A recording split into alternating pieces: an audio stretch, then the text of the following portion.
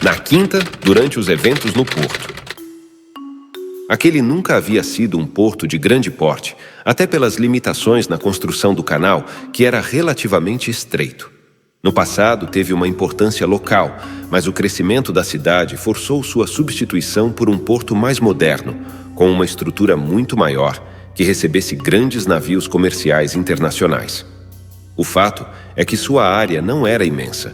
Basicamente, possuía 4 docas principais para desembarque de mercadorias, que por sua vez desembocavam em 4 galpões médios de armazenagem à beira do canal. Adjacente à área de atracagem, havia alguns pátios que foram usados para manobra de containers, carregamento de caminhões, para estacionamento de veículos de uso cotidiano e por aí vai. Havia também alguns galpões menores e casebres que abrigavam parte dos funcionários que na época faziam escala no trabalho. Poucos anos após a desativação, magnatas da cidade aproveitaram parte do canal e do porto para criarem um iate clube, onde estacionavam embarcações luxuosas de pequeno e médio porte. Durou por algumas décadas, mas atualmente tudo isso estava caindo aos pedaços. Era em um desses pátios que a van da equipe de Ezequiel estava parada. Lá dentro, Ezequiel e mais 5 homens fortemente armados aguardavam desde cedo a hora de agir.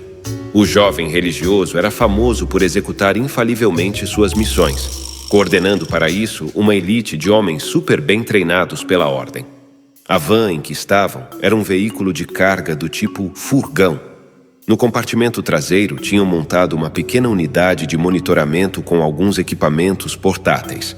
Acima da van, ousaram colocar uma discreta câmera para terem uma visão do pátio enquanto estavam escondidos no furgão. Por prudência, mantiveram o máximo de distância das docas. Aquela movimentação poderia chamar atenção demais e não queriam correr risco de serem notados antes da missão começar. Mas combinaram com Vera dela entrar com um pequeno microfone sem fio, que poderia ser monitorado pela equipe quando chegasse ao local. Ezequiel conseguiria ter uma noção dos acontecimentos durante a negociação, caso precisasse agir. O que Ezequiel não contava é que ele e sua equipe teriam companhia nessa missão. No fim de tarde, também antecipados precavidamente, Dylan, Magro e Davi tinham sorrateiramente chegado até o porto usando suas motocicletas e depois subindo pelo canal com um pequeno bote a remo.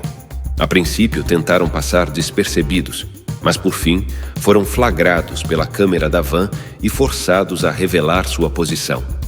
O jovem religioso primeiro tentou convencer Dylan a confiar em seus planos e partir. Mas como o brutamonte se mostrou irredutível e desconfiado, acabou sendo amistosamente acolhido.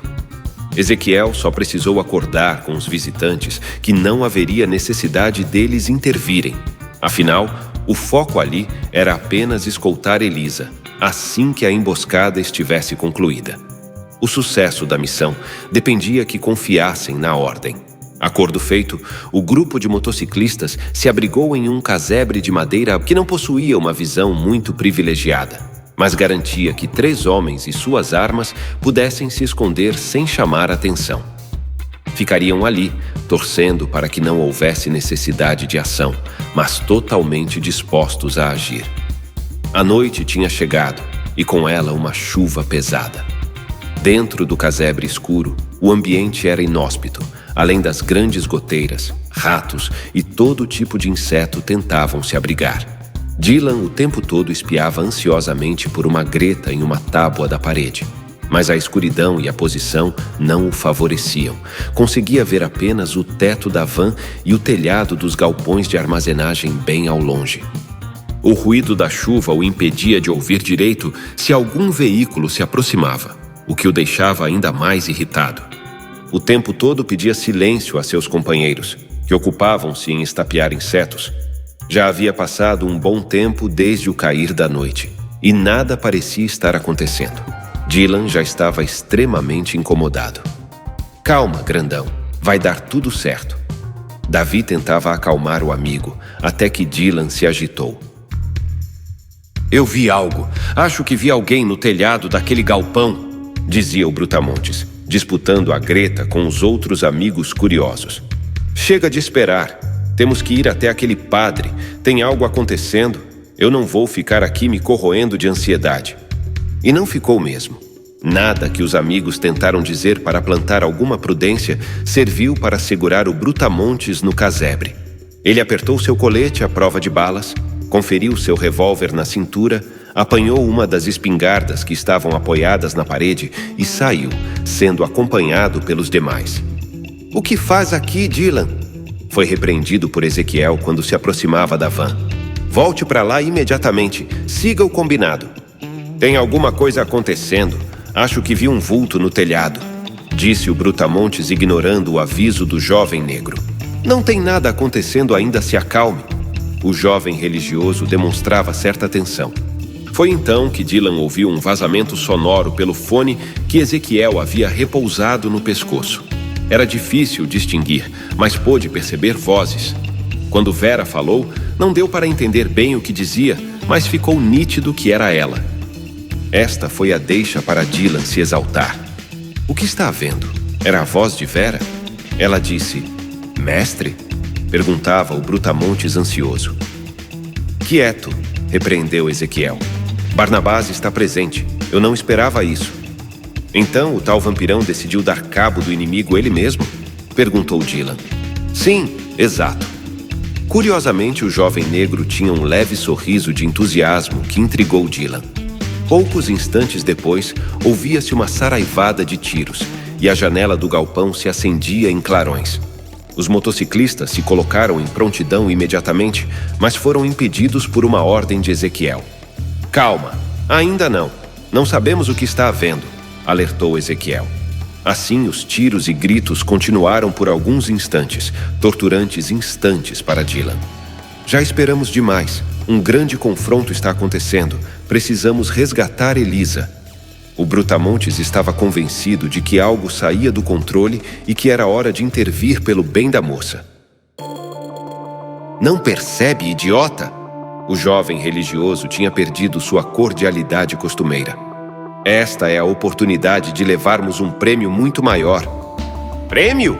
Do que está falando? Você está aqui para proteger Elisa", esbravejou Dylan. "Não. Quer dizer, claro, estamos aqui por Elisa, mas se esqueceu que também somos caçadores?" apelava Ezequiel.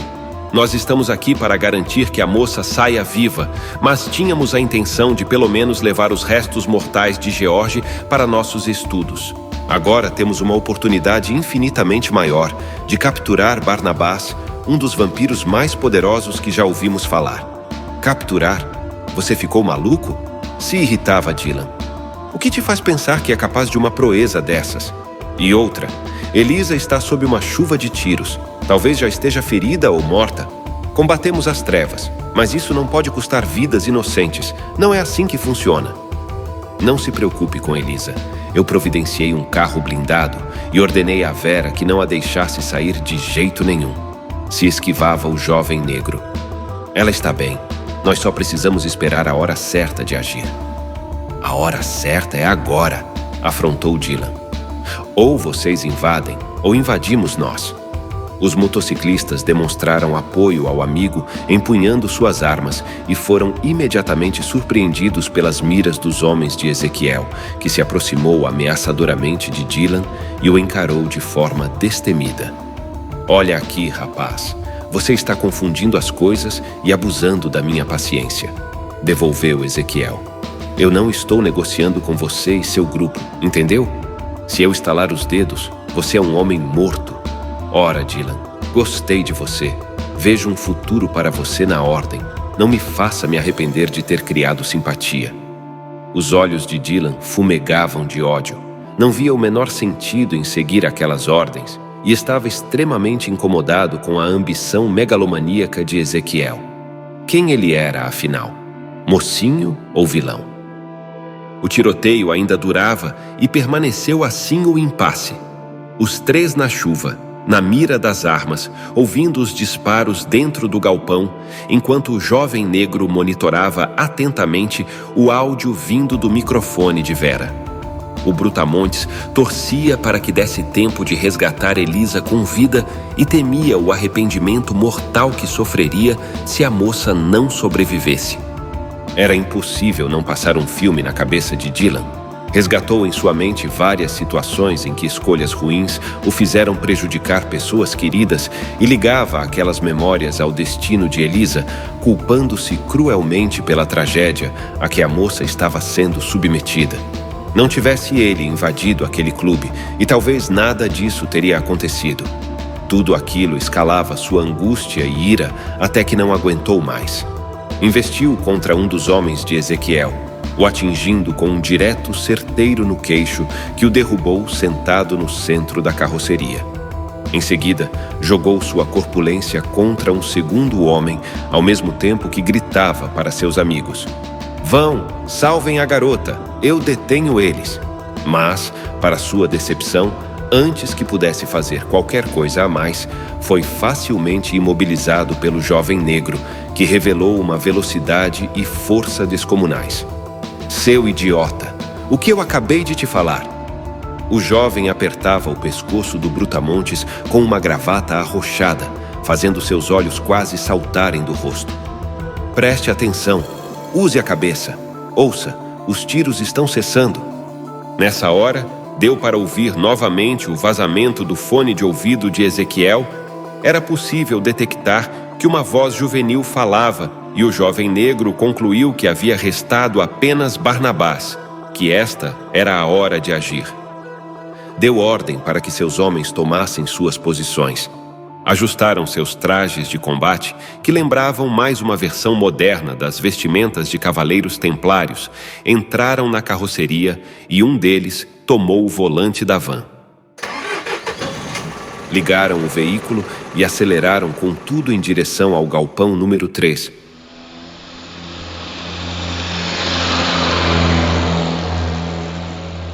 Jogando o veículo contra o grande portão de ferro, invadindo o local. Dylan e seus amigos motociclistas ficaram para fora e trataram de correr atrás da van. Quando o portão estrondosamente atingiu o solo e o veículo freou, uma cena cinematográfica transcorreu.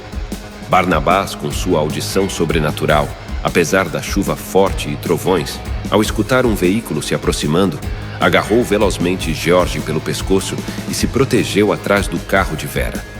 Ingrid, que estava inconsciente, finalmente foi acordada pelo estrondo e usou o que restava de forças para evadir rapidamente pela abertura no galpão, arrastando um seico cambaleante consigo. Os homens de Ezequiel saíam da carroceria, também demonstrando habilidade sobre-humana, e fantasticamente já abriam fogo pesado contra tudo à sua frente. E o jovem negro, por sua vez, sacava um longo sabre e, numa velocidade ainda maior do que a de seus homens, avançava rumo ao carro onde o vampiro se escondia. Ezequiel pegou impulso na traseira do carro e deu uma pirueta no ar, descendo como uma flecha sobre o adolescente, que agora já estava sob o fogo das potentes metralhadoras.